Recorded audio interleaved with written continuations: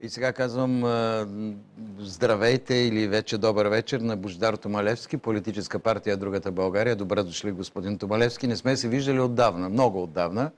Разбрах, че сте пътували, били сте в Москва. Как е там? Аз пътувам непрекъснато и не само в Москва, и на много други места. Разбрах, че току-що сте се завърнали скоро.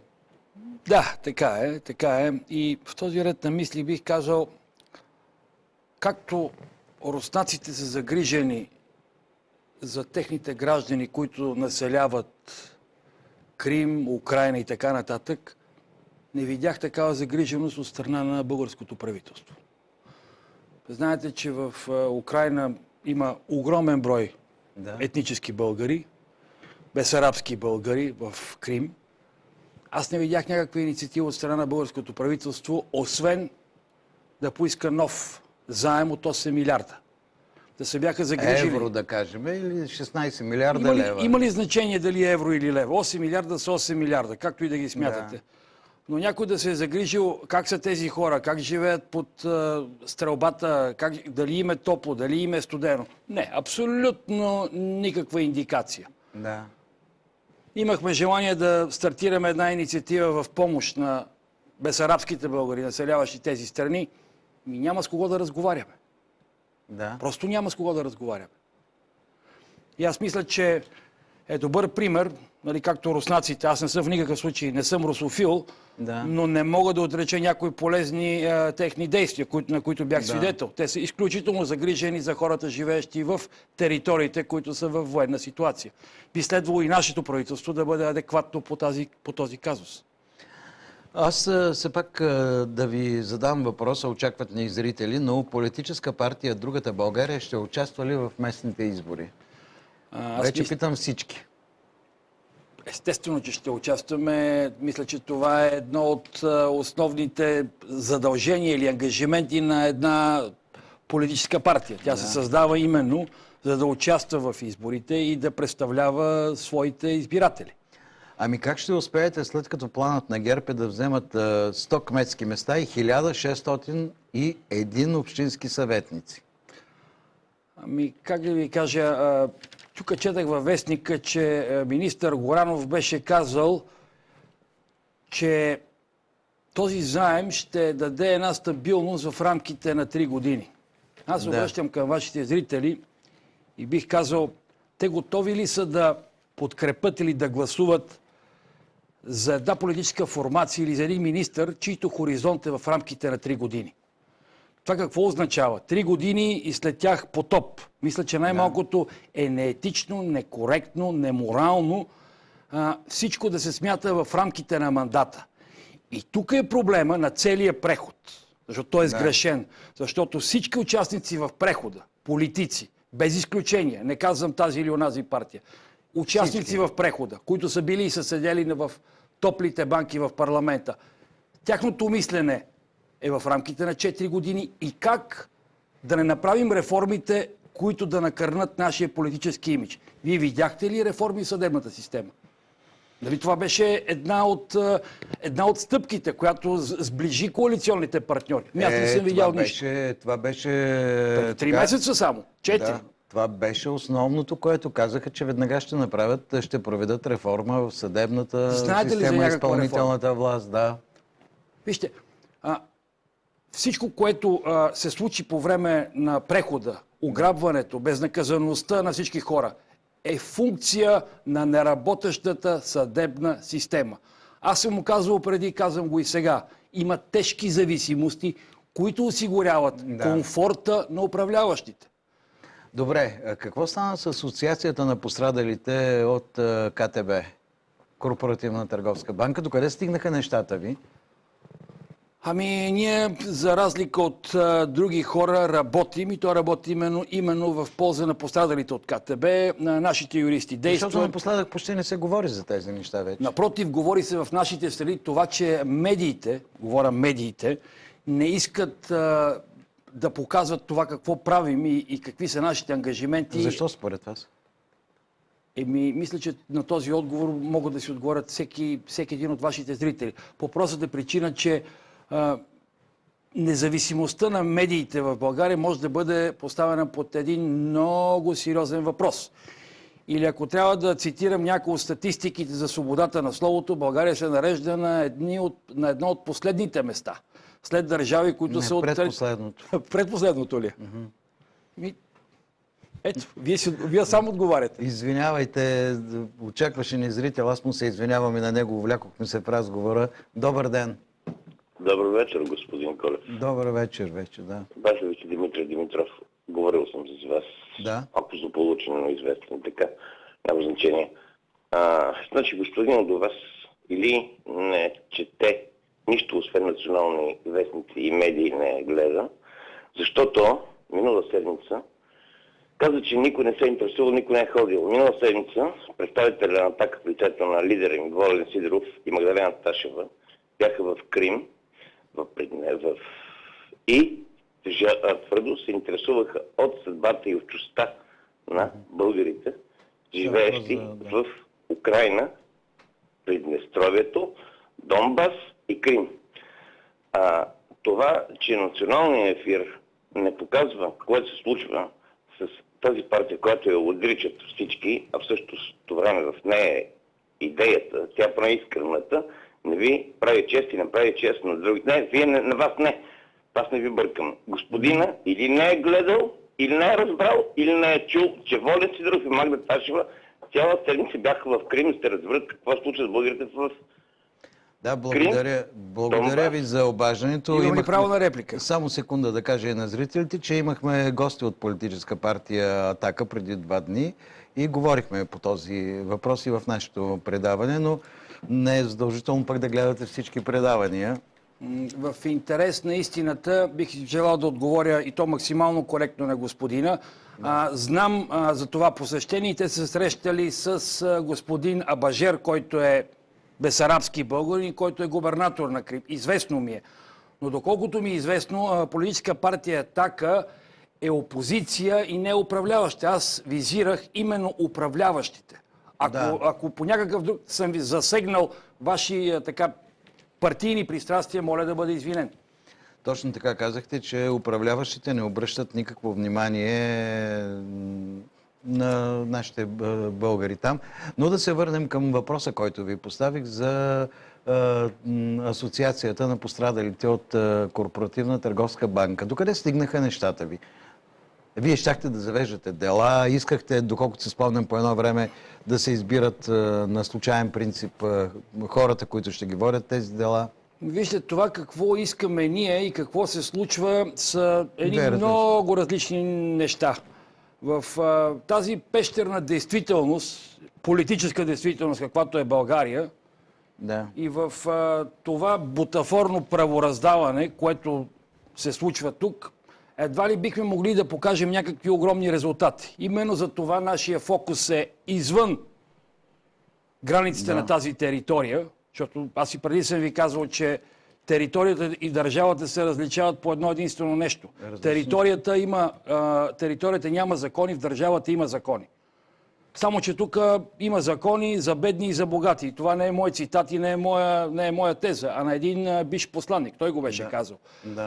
Не случайно сезирахме и съда, имахме искания, с които да бъде публичен целият този процес, тъй като това е наистина един процес с едно обществено значение. Всеки иска да знае истината и виновниците да бъдат наказани за неговите незгоди, за това, че хиляди хора, хиляди домакинства, хиляди фирми загубиха парите си. Уви, както виждате, никой не го интересува от това нещо и всичко се случва някъде под килима, зад пердето, зад завесата. Затова ние работим изключително и само извън територията на България. Сезираме европейски комисии, европейски органи и се надявам, ако тук няма правосъдие, то да получим правораздаване извън България. За щастие сме част от Европа и имаме право на правораздаване или на правосъдие, на справедлив процес. Имаме зрител, нека да го чуеме и продължаваме. Отказал се. Сега да продължим. Аз все пак искам да ми кажете дали вие ще успеете ще постигнете ли някакъв успех? За кое имате предвид? За делата, които ще водим ли? Да. Твърдо мога да уверя вашите зрители, и не само тях, и тези, които са пострадали от КТБ, че ще спечелим делата. И ще ви кажа какво ме кара да мисля така. Не защото, както е в България, имам някакви близки връзки с някой съдия, прокурор и така нататък, а именно защото действията на Европейската комисия са достатъчно добър показател за успеха на нашите дела. Ако си спомняте, Европейската комисия след нашия сигнал от 14 август отвори наказателна процедура срещу България. Тази наказателна процедура беше именно защото България не е транспонирала своето законодателство. И държа да кажа, и до момента това не е направено. България продължава да бъде в нарушение по Европейската директива 94 ЕО 14. Ето това ме кара да съм сигурен в успеваемостта на нашите дела, които ще водим. Сега има един въпрос към вас от скайпа. Ние ще го покажем, ще го видят и нашите зрители. Той е от Стефан Иванов. Здравейте, бихте ли попитали госта си, уместно ли е така наречената протестна мрежа да стои пасивно и да не са свързани с Цветелина Бориславова? Явно има предвид събитията, които стават напоследък и заеми и разни други неща. Но не очаква и зрител на телефона. Как да кажа, аз не мога да коментирам протестна мрежа, тъй като не съм нито близък, нито имам някакви допирни точки с тях. Единствената комуникация, която съм имал с тях, е било по конкретни казуси, които аз им казах: добре, кажете, дайте, ние ще ви подкрепим, кажете какво искате да направим. Когато правеха някакви инициативи и протестни действия. Само че и до момента не ми стана точно ясно какво искат, защото предложението за сядане, стиковане и диалог за общи действия никога не бе постигнато. Или вие не можете да поздравите някой, ако той не си подаде ръката. Така че за тях не мога да ви кажа нищо. Добър вечер. Ало? Да, слушаме ви. Добър вечер.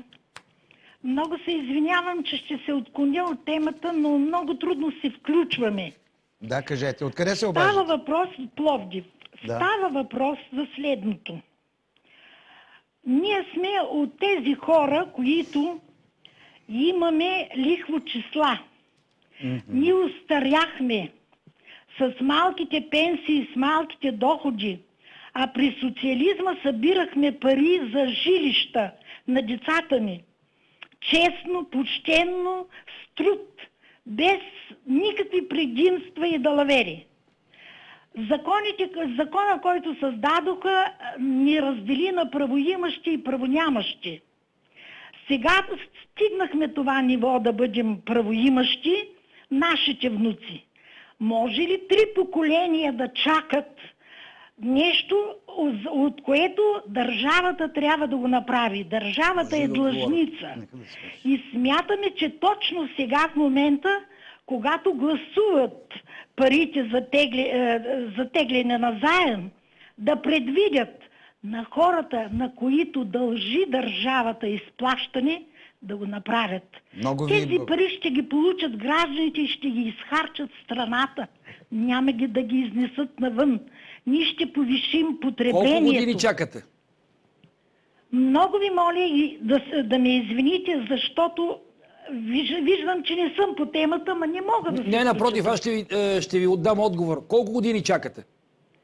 Ами, смятайте, че от 70-та година ни е заема. Така. Знаете ли, след не утре от други ден има една много велика дата за мен. Това е 19 февруари, а именно смъртта на апостола Васил Левски. Знаете ли неговите думи, с които аз си лягам и ставам? Дела трябват, а не думи.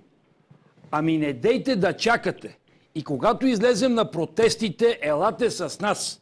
Защото ако чакате вкъщи, бъдете сигурна, че и вашите внуци няма да дочакат тези лихво числа.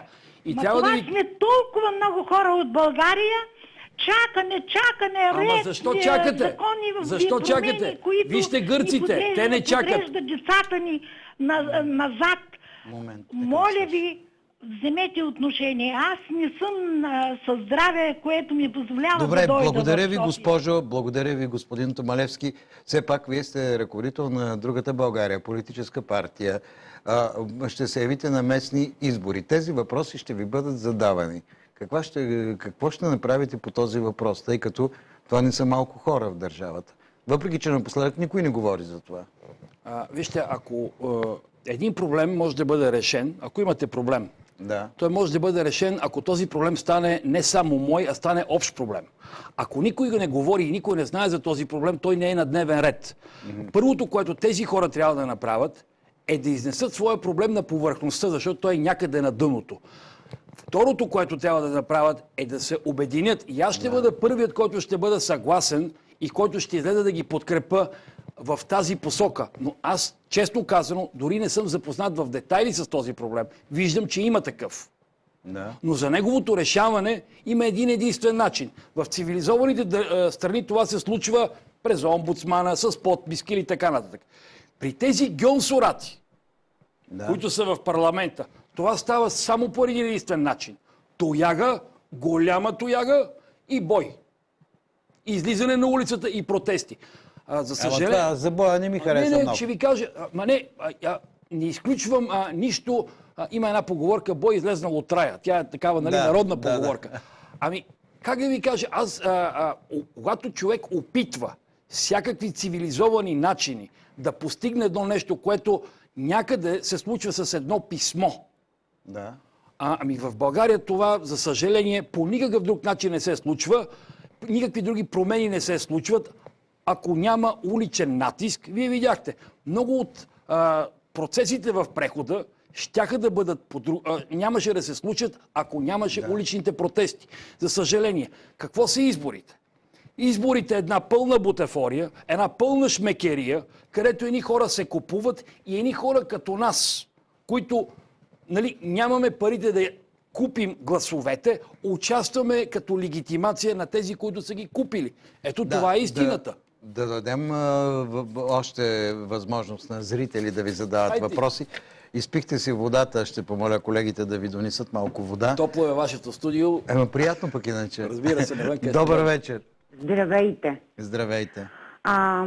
Аз също искам да наставя думите на жената с лихвоточките, защото моята майка също така от 70-та година има такива точки. И беше инвалид, когато дадоха команда да отидат хората в някаква банка на Стамбулийски, да се редат и да припадат и да ги прехвърлят на внуците си. И те така по този начин смятат, че ще пренебрегнат закона и ще отнемат правото на хората да наследяват тия лихвоточки. И това е един основен момент.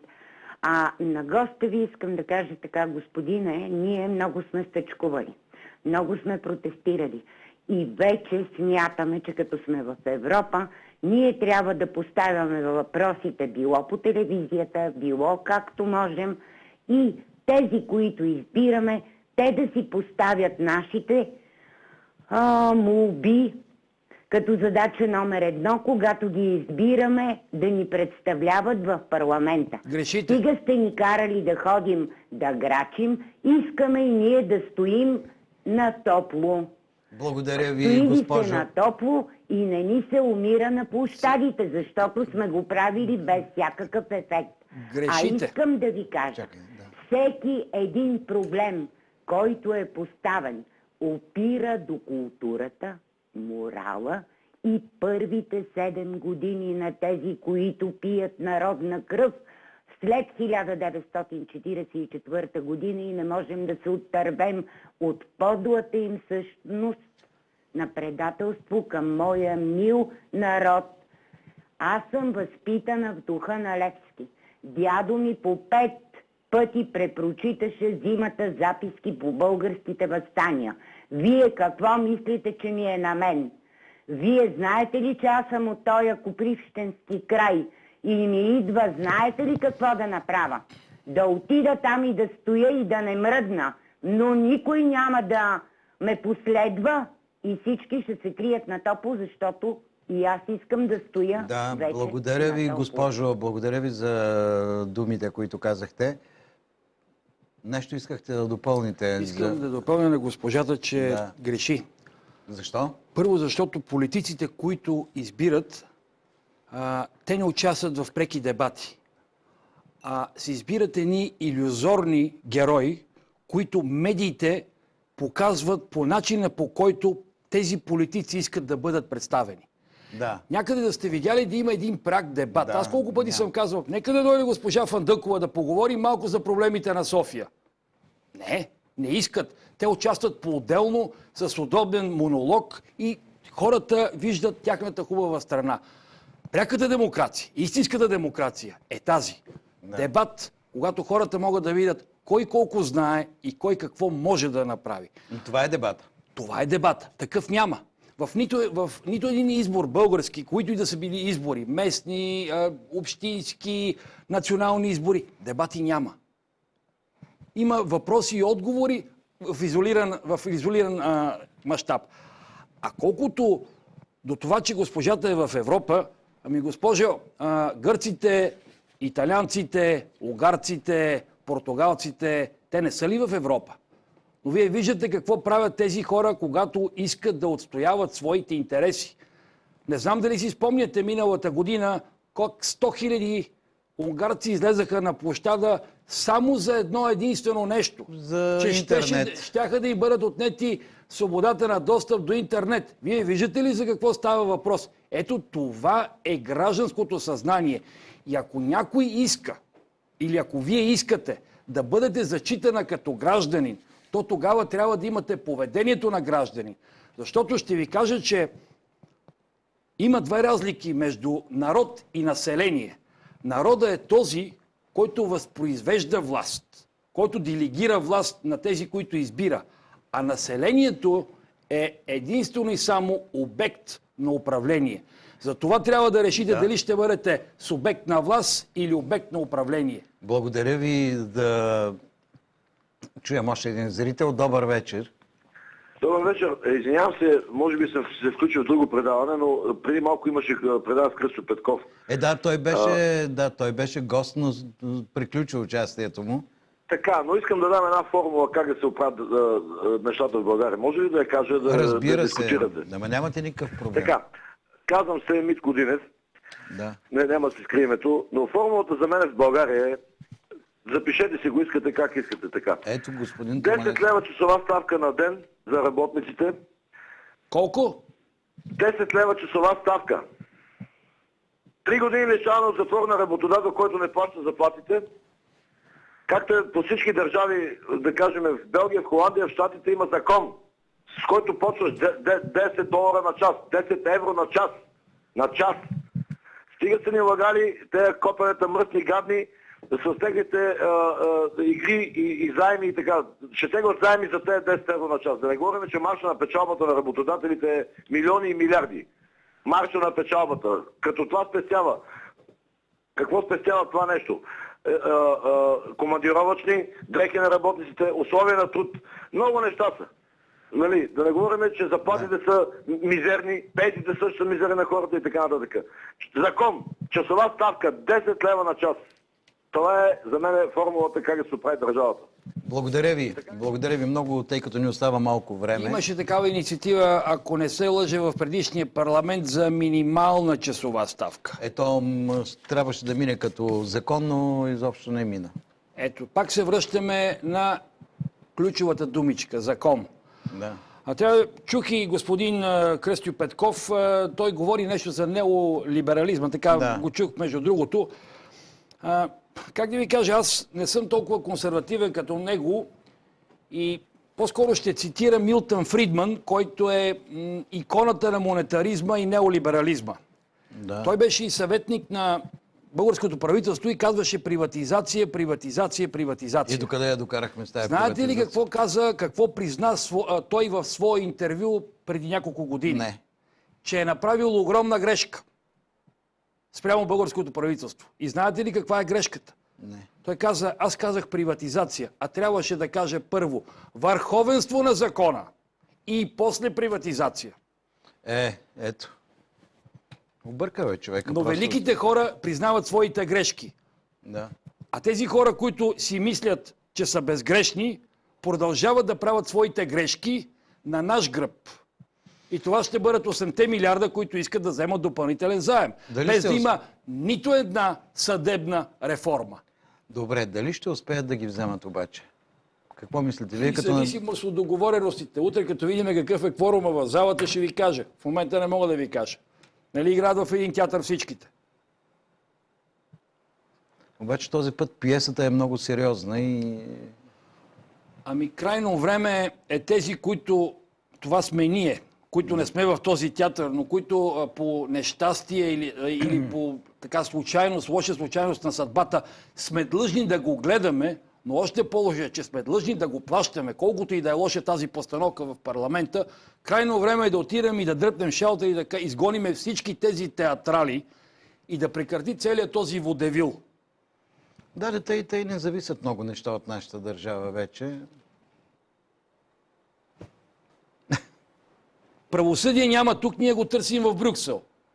Да, така е. Добре, другата България твърдо ще участва в кметските избори. Не само в кметските и в предсрочните парламентарни избори. Чакайте сега, предсрочни. Никой не говори за такова. Аз мисля, че ще има и такива. Ма вие сте малко като пророк в днешното Не съм издание. като пророк, мисля, че ще има и такива. Ами господин Томалевски, ще ви каня по-често в нашето предаване, защото е интересно да се разговаря с вас. А ние напоследък каним и представители на по-малки политически партии, не тези, които са представени в парламента, за да чуем и тяхното мнение. Знаете ли, един политик, няма да казвам неговото име, защото е излишно, си беше позволил да каже, че има малки и големи партии. Аз бих казал, че няма малки и големи. Има добри и лоши. Защото има големи партии с много лоши практики. Да. А има малки партии с много полезни идеи. Така че това е, според мен, по-важното. Нека да допълня с думите на Станиславски. Няма големи и малки роли, има големи и малки актьори. И сега ще помоля колегите да включим, ако може, от веб-камерата от паметника Левски, за да прочета нещо, което трябва да чуем всички. И Апропо ще използвам вашето предаване да кажа, че ние инициираме едно литийно шествие на 19 от 11:30. Точно това ще прочета. От колко? От 11:30 от църквата Света неделя. Тръгваме заедно с синдиката на свещениците, младежки, патриотични организации. Другата България, заедно отиваме до паметника Васил Левски, където сега ще видим как изглежда паметника в този час, за да мога да прочета аз и тази новина, която идва от Столичния общински съвет. Столичната община организира поредица от мероприятия по повод навършването на 142 години от гибелта на Васил Левски. Това е съобщение, което преди малко разпространи през центъра на общината. Столичната община, Софийската света митрополия и Общобългарския комитет Васил Левски ще възпоменат годишната от това скръбно, но безсмъртно за историята на нашия народ събитие. На 19 февруари, четвъртък от 17 часа в храм Света София ще бъде отслужена архиерейска панихида, а от 18 часа пред паметника на Васил Левски ще се проведе церемония поклонение. Програмата включва литературно-музикална композиция с участието на актрисата Силвия Лулчева и хоровата формация Юлангело с диригент Йосиф Герджиков. Военните ритуали ще бъдат изпълнени от Националната гвардейска част и представителния гвардейски духов оркестър. В церемонията ще участва Росен Плевналиев, президент на Република България, Йорданка Фандъкова, кмет на столицата. Слово по повод славната годишнина ще произнесе академик Константин Косев, член на Общонародния комитет Васил Левски. Ще има и други гости, ученици от различни градове на страната и, разбира се, граждани на столицата. Паметта на Васил Левски ще бъде почетена и почти във всички големи градове на България. Така че нека бъдем всички на 19 в 18 часа на площада пред паметника на Васил Левски. Сега се сбогуваме и ви казвам лека и спокойна вечер. До утре точно в 15.